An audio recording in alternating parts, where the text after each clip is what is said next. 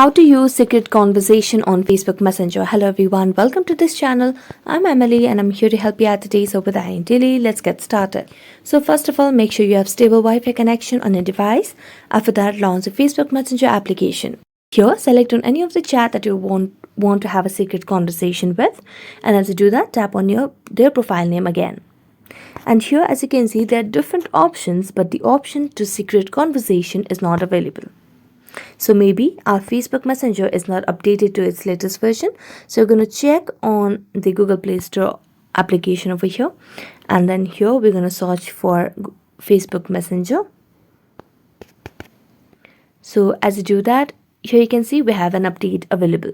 So you just need to tap on update, and as you tap on update, it will start updating. So you just have to wait for a while and then get it updated, and after that you can just go and check it out on your Facebook Messenger, and the option of secret conversation might pop up and you can just use it to have a secret and encrypted chat with your friend. So that's it. Thank you so much for watching this video. See you next time.